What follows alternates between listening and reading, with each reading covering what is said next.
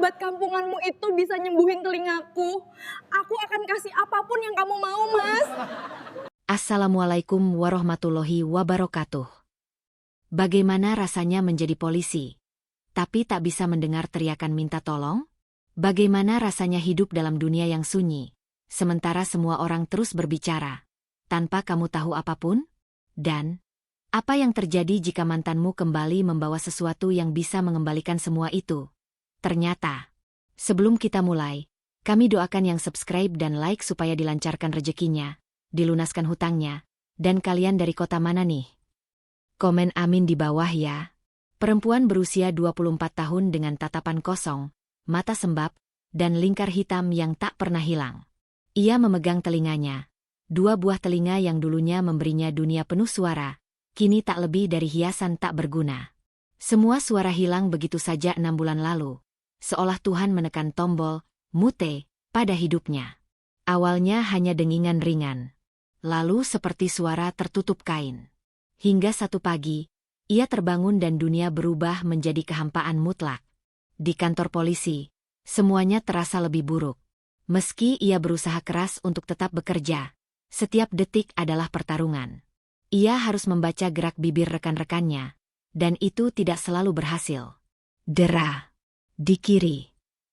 Perintah itu ia salah tangkap sebagai, diam di sini, sehingga ia mengacaukan latihan pagi. Seniornya marah besar, sementara rekan-rekan memutar bola mata, sudah lelah mengulang instruksi untuknya. Di ruang briefing, ia duduk paling depan, berusaha menatap bibir atasan. Tapi begitu orang lain berbicara, ia hilang arah. Sesekali ia menebak-nebak, berharap keputusan yang ia buat benar. Namun seringnya salah. Yang paling menyakitkan bukan omelan, tapi bisik-bisik yang ia lihat tanpa suara. Kenapa dia masih dipertahankan? Kasihan sih, tapi ganggu kerja banget. Berhenti saja kalau nggak mampu. Poluan kok tuli, bahaya banget. Dera mengepalkan tangan setiap kali membaca kalimat itu di bibir mereka. Ia tetap berdiri tegak, tetap tersenyum, tetap mencatat perintah, meski ia tahu betul bahwa hidupnya tak lagi seperti dulu. Dokter demi dokter telah ia datangi. 3 kali MRI, 2 kali CT scan, operasi saraf telinga yang mahal, terapi ratusan sesi. Semuanya hanya berujung pada satu kalimat yang terus menghantam kepalanya. Kami tidak tahu penyebabnya. Kami tidak bisa memperbaikinya. Pendengaran Anda kemungkinan tidak akan kembali. Ibunya menangis setiap malam. Ayahnya memaksanya berhenti dari kepolisian. Tetapi Dera terlalu keras kepala, terlalu takut dianggap kalah oleh dunia. Ia bertahan. Meski setiap hari terasa seperti memukul tembok yang tak pernah retak. Suatu siang yang terik, saat ia sedang membersihkan senjata di ruang persenjataan, sebuah bayangan muncul di ambang pintu. Dera tidak mendengar langkahnya, dia tak mungkin mendengar apapun, tetapi ia melihat gerakan bibir seorang rekan yang memanggilnya. Dera, ada yang nyari kamu. Dera mengangkat kepala. Rekannya tampak bingung sekaligus ingin tertawa. Pria, aneh, lusuh, banget, nunggu di depan. Dera mengerutkan alis. Ia tidak sedang menunggu siapapun. Bersama tatapan penasaran rekan-rekannya, ia keluar menuju lobi.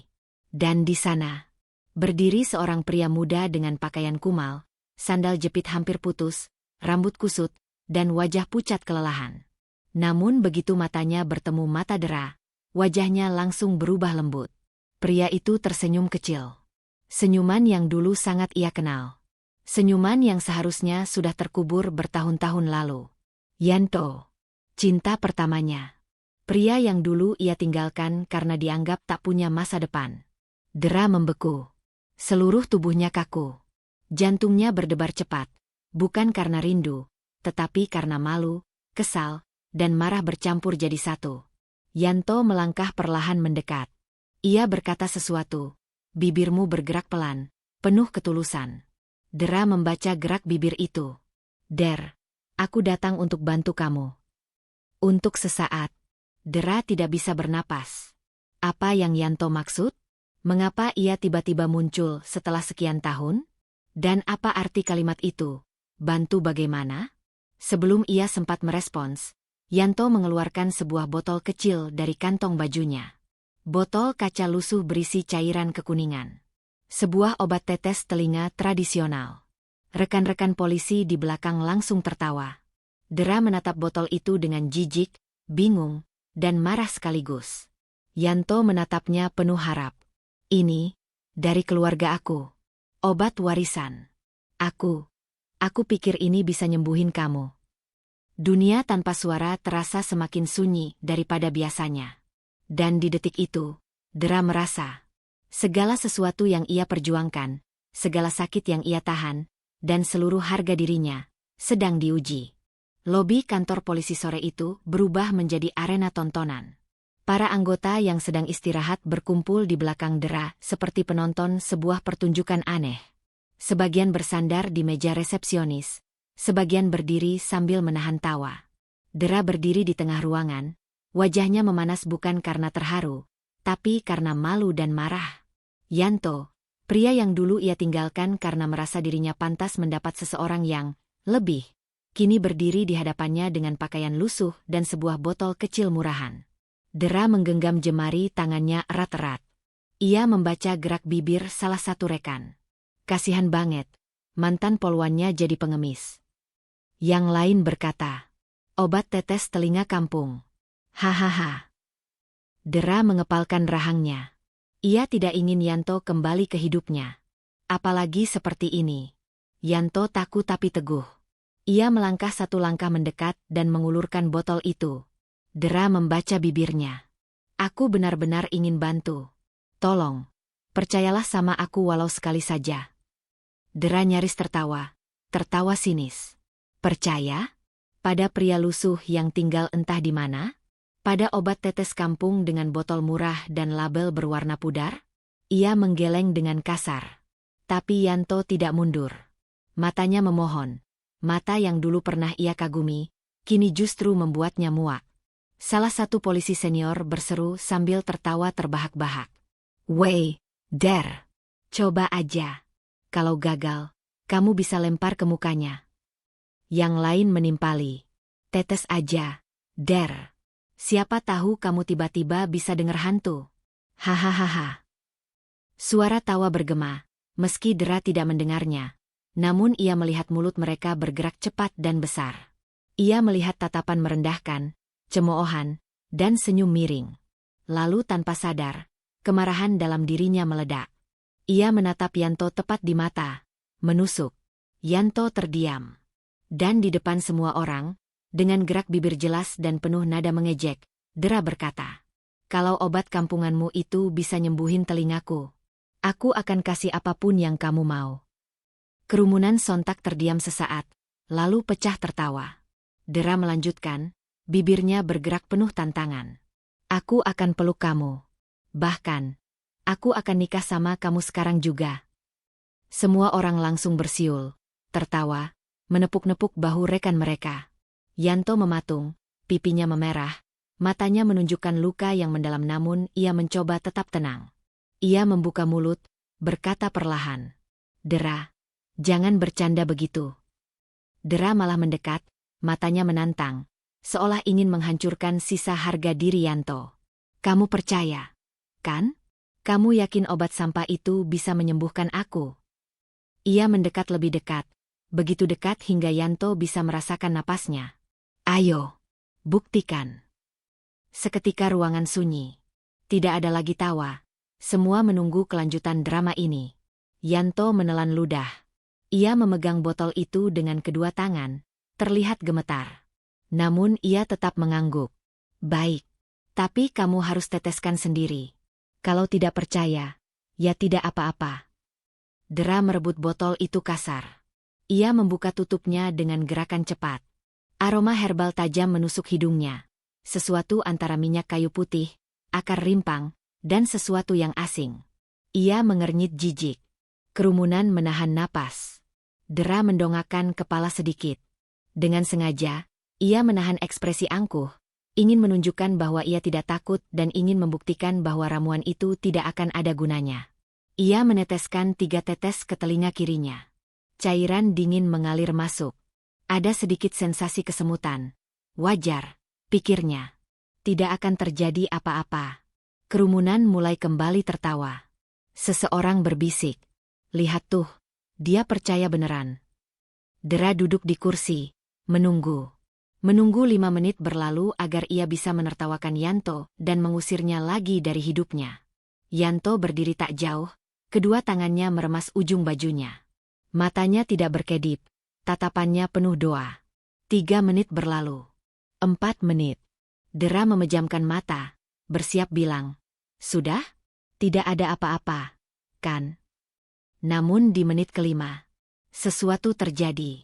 Sesuatu yang membuat Dera mendadak membuka mata lebar-lebar. Sesuatu yang membuat jantungnya berhenti sejenak.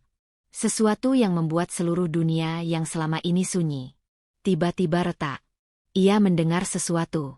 Bukan suara jelas, tapi suara samar. Sebuah desis. Lalu getaran. Lalu, sebuah suara benar-benar masuk. Pelan. Halus. Namun nyata. Dera membeku. Ia menoleh perlahan. Tiba-tiba ia mendengar detakan sepatu polisi yang melangkah di lantai. Jantungnya berdetak keras. Suara kedua datang. Tep tep tep. Lalu suara ketiga. Suara seseorang berdeham pelan. Dera menutup mulutnya dengan kedua tangan. Air matanya langsung jatuh. Deras. Rekan-rekannya ternganga. Yanto menatapnya dengan mata bergetar. Kerumunan yang tadinya riuh kini berubah menjadi sangat sunyi. Sunyi bukan karena ketulian Dera, tapi karena semua orang membeku, tak percaya. Dalam 15 menit, pendengaran yang hilang selama berbulan-bulan kembali. Dera menggigil, menatap Yanto dengan campuran rasa takut, terkejut, dan bingung. "Ye!" Yanto. Suaranya serak. Pertama kalinya ia mendengar kembali suaranya sendiri. Dan Yanto hanya menjawab dengan 3 kata. "Aku sudah bilang." Namun yang membuat semua orang bergidik bukan hanya itu. Bukan hanya kesembuhan itu. Melainkan tatapan Yanto. Tatapan yang menyimpan sesuatu. Sesuatu yang ia sembunyikan selama ini. Sesuatu yang belum siap ia ungkap. Dan itulah awal dari terbukanya rahasia besar Yanto. Yang akan mengguncang hidup Dera sepenuhnya. Ruangan kantor polisi yang biasanya bising kini berubah seperti aula kosong. Semua orang berdiri terpaku, tak yakin dengan apa yang baru saja mereka saksikan. Dera masih duduk di kursi, tubuhnya bergetar, wajahnya memucat namun matanya bersinar. Karena kini ia mendengar, untuk pertama kalinya setelah berbulan-bulan terjebak dalam dunia sunyi. Ia menyentuh telinganya berulang kali, seolah takut pendengaran itu akan hilang lagi jika ia menarik napas terlalu keras. Ini beneran, bisiknya lirih, namun kali ini ia mendengar suaranya sendiri. Beberapa polisi saling berbisik, suara yang sebelumnya hanya ia lihat dari gerakan bibir mereka, kini benar-benar terdengar. "Gila, dia sembuh. Itu obat apaan? Pria itu, siapa sebenarnya?" Yanto mendekat, dan semua mundur. Yanto melangkah ke depan dengan langkah perlahan. Anehnya, para polisi yang tadi menertawakan dan mengejeknya kini justru mundur beberapa langkah. Ada sesuatu dari Yanto yang berubah. Bukan penampilannya. Bukan pakaiannya yang lusuh. Bukan bau minyak kayu putih yang selalu menempel. Tetapi aura yang entah kenapa kini terasa berbeda. Seorang polisi yang tadi paling berisik kini bergumam. Suaranya terdengar jelas oleh Dera. "Kok gue merinding ya?" Yanto berhenti tepat di depan Dera. Ia menatapnya lama, tatapannya lembut, namun dalam, seperti menyimpan beban yang tak bisa ia ceritakan begitu saja. Dera mendongak, suaranya bergetar. "Yanto, bagaimana ini bisa terjadi?" Yanto membuka mulut, lalu menutupnya. Ia menoleh ke kanan, ke kiri, melihat polisi lain mengintai, berbisik, menatapnya seperti fenomena gaib. Ia tahu. Ia tidak bisa bicara di depan orang-orang ini. "Ikut aku." Itu yang akhirnya ia katakan, pelan namun tegas. Dera terkejut. Ia baru mendengar suaranya lagi dari jarak sedekat itu. Suara yang dulu pernah mengantar malam-malam mereka saat masih saling menyukai. Namun kini, berbeda. Ada getaran misterius di suaranya. Ada kepercayaan diri yang tidak dimiliki Yanto dulu. Kemana? Tanya Dera. Yanto tidak menjawab. Ia hanya memberi isyarat dengan kepalanya, meminta Dera mengikutinya keluar ruangan. Spontan, dua polisi senior menghalangi. Hei, mau dibawa kemana? Kamu pikir kamu siapa? Namun tepat saat salah satu dari mereka menyentuh bahu Yanto. Brak! Pria itu seperti terkena aliran listrik. Tubuhnya terpental setengah meter ke belakang dan jatuh terduduk. Ruangan sontak gempar. Semua terperangah. Yanto hanya berdiri diam. Tidak menepis, tidak mendorong, tidak melakukan apa-apa.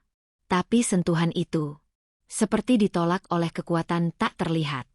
Dera mendekat, berbisik, suaranya gemetar.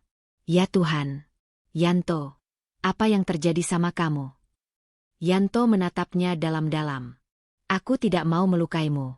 Tapi aku tidak bisa biarkan siapapun menghalangi kita sekarang. Para polisi langsung ciut. Tidak ada yang berani mendekat lagi. Di ruang interogasi, Dera mengikuti Yanto menuju ruang interogasi kosong yang jarang dipakai sore itu. Lampu neon di atas kepala berkedip samar. Begitu pintu tertutup, dunia di luar terasa menghilang. Yanto menghela napas panjang, seolah akhirnya bisa bernapas setelah sekian lama menahan diri. Dera duduk perlahan. Ia kini bisa mendengar detak jantungnya sendiri, keras dan cepat. Yanto, aku minta, jelaskan semuanya. Yanto berjalan pelan, berdiri di depannya. Kamu ingat alasan kita putus waktu itu? Dera terdiam. Kenangan lama muncul seperti film yang diputar ulang. Kilasan pertengkaran. Dera yang marah. Yanto yang minta waktu. Dan Dera yang merasa Yanto hanyalah penghalang bagi masa depannya sebagai poluan muda berprestasi. Ia mengangguk pelan. Kamu bilang, kamu tidak bisa memberi aku masa depan. Kamu bilang keluargamu penuh misteri. Yanto tersenyum pahit. Itu benar. Dan sekarang kamu sudah melihat sebagian kecil dari misteri itu. Dera menelan ludah. Jadi, apa ini? Kamu sebenarnya siapa? Diam. Beberapa detik terasa begitu panjang. Lalu Yanto berkata pelan. Namun kalimat itu menghantam seperti petir. Aku bukan gembel biasa, Der. Keluargaku adalah penjaga ilmu penyembuhan kuno yang tidak boleh jatuh ke tangan siapapun. Dera tercengang.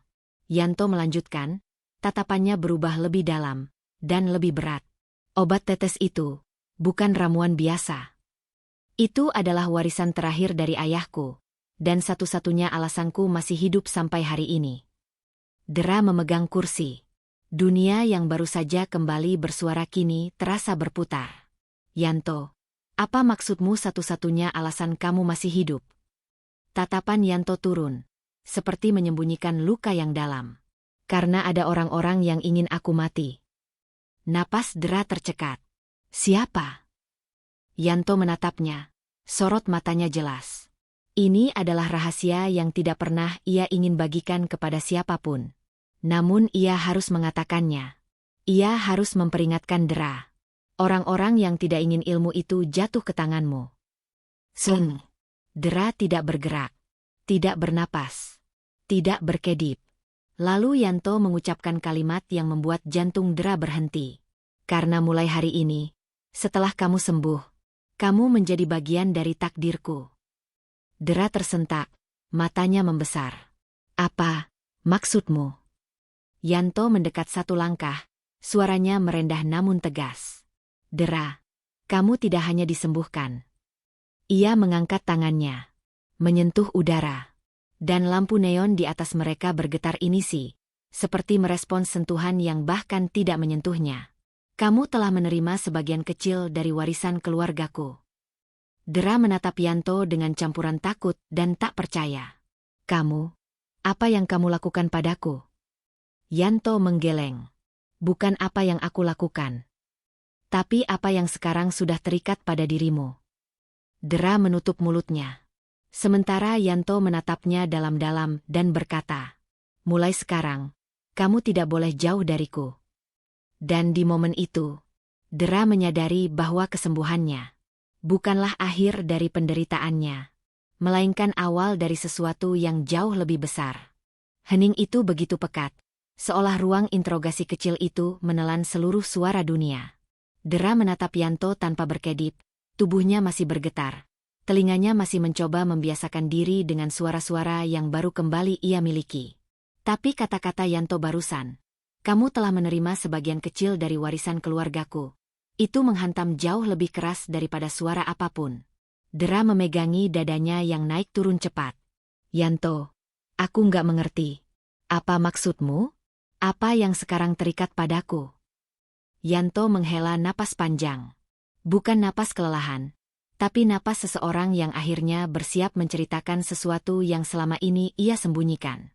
Ia menurunkan tubuhnya, duduk di kursi tepat di depan Dera.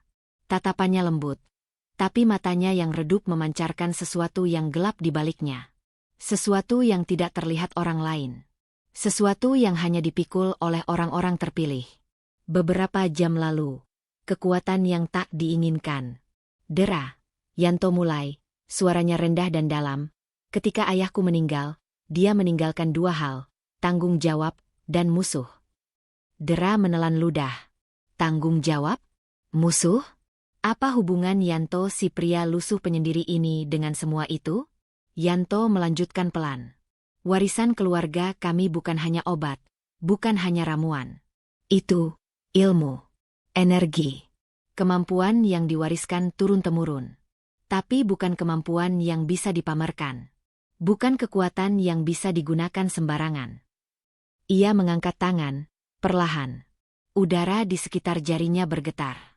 Bukan angin. Udara itu bergerak mengikuti gerakan Yanto. Dera spontan meraih pinggiran meja untuk menahan diri. "Ini," Yanto berkata pelan, "adalah alasan kenapa polisi tadi terpental saat mencoba menahanku. Aku tidak mendorongnya, Der. Kekuatan itu menolak secara otomatis." Dera tercekat. "Jadi, itu bukan kamu?" "Bukan. Itu reaksi dari energi yang ada di dalam tubuhku." Kesalahan tak terduga. Dera menarik napas panjang. Ruang interogasi tiba-tiba terasa terlalu kecil untuk menampung semua penjelasan ini. "Aku ngasih kamu obat tetes itu," lanjut Yanto. "Tapi itu bukan sekadar obat. Itu campuran yang seharusnya hanya diminum oleh ahli waris." Ahli waris?" Yanto mengangguk perlahan. "Itu tidak aku sengaja. Aku hanya ingin membantu kamu. Aku hanya ingin mengembalikan pendengaranmu. Tapi karena ikatan energi itu terlalu kuat, sebagian dari warisan keluargaku mengalir ke tubuhmu." Dera menatapnya ngeri. "Jadi aku sekarang punya kekuatanmu?" Yanto menggeleng. "Belum. Tapi kamu sudah terhubung. Itu berarti kamu bisa merasakan apa yang tidak bisa dirasakan orang lain. Kamu sensitif terhadap energi ini. Dan..." Ia berhenti. Napasnya bergetar. "Itu berarti musuh keluargaku juga bisa merasakan kamu."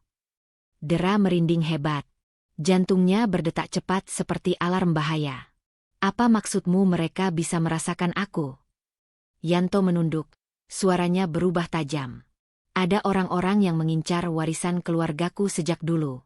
Mereka memburu ayahku. Mereka hampir membunuh ibuku. Dan sekarang, mereka bisa mengetahui jika ada orang lain yang menerima energinya." Dera menegakkan tubuh, suara seraknya pecah. "Jadi sekarang aku dalam bahaya?" "Ya." Jawaban itu cepat, tegas. Tidak memberi ruang harapan. Jejak musuh. Suara yang kembali menyingkap rahasia. Dera menutup wajahnya dengan kedua tangan. Kini telinganya bukan hanya kembali mendengar dunia, tapi juga mendengar ancaman baru. "Der," Yanto memanggil lembut, "lihat aku." Dera mengangkat wajah. Matanya berkaca-kaca. "Kenapa harus aku, Tan? Kenapa kamu nolong aku kalau akhirnya begini?" Yanto menatapnya lama. "Karena kamu satu-satunya yang pernah membuatku ingin hidup." Kalimat itu menggantung di udara, berat, mengoyak, dan jujur sekaligus menyakitkan. Dera terpaku. Suaranya retak. "Yanto." Tapi sebelum ia melanjutkan, tiba-tiba terdengar suara denting kecil, seperti besi jatuh di luar ruangan. Keduanya spontan menoleh. Yanto bangkit cepat. Dera mendengar langkah kaki. 3, 4 orang. Berat. Terlatih. Bukan polisi. Yanto mendekat ke pintu, menempelkan telinganya. Napasnya tiba-tiba berubah pendek-pendek. Tidak mungkin secepat ini, gumamnya. Siapa? Tanya Dera panik. Yanto menatapnya dengan kesedihan yang sulit dijelaskan. Mereka sudah menemukan kita. Ketidaksiapan yang mematikan. Lampu ruang interogasi berkedip keras 2 kali. Lalu mati sepersekian detik, sebelum menyala lagi. Dera merasakan bulu kuduknya berdiri semua. Insting polwannya berteriak keras. Langkah-langkah itu semakin dekat. Hening.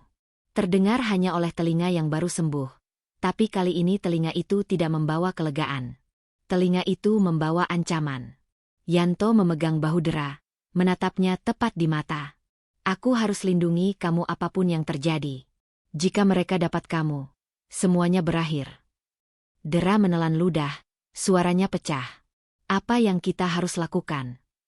Pintu ruang interogasi bergetar. Seseorang mencoba membuka dari luar. Yanto melirik gagang pintu itu.